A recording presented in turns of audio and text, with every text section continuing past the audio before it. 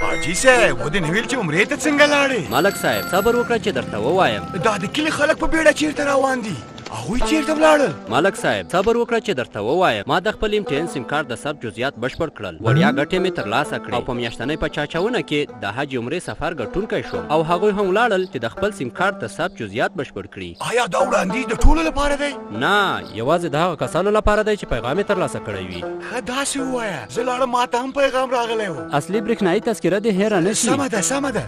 د MTN د پیرودونکو د خدمتونو مرکز ته خپل اصلي برېښنایي تذکرې یا اصلي کاغذي تذکرې او برېښنایي پاسپورت سره مراجعه وکړئ او خپل سیم کارت مو راجستر کړئ. که چېرته یوازې کاغذي تذکره لرئ نو ستاسو د کورنۍ کوم غړی یا ملګری چې برېښنایي تذکره یا برېښنایي پاسپورت لري د تاییدونکي په توګه د پیرودونکو د خدمتونو مرکز ته له ځان سره راولئ. د خپل سیم کارت د ثبت د جزئیاتو په بشپړولو سره وړیا انټرنیټ او یا د MTN شمیرو ته وړیا دقیقې ترلاسه کړئ او د حج عمرې د سفر او یا نقدي ډالیو په پاچاچونه کې شامل شئ.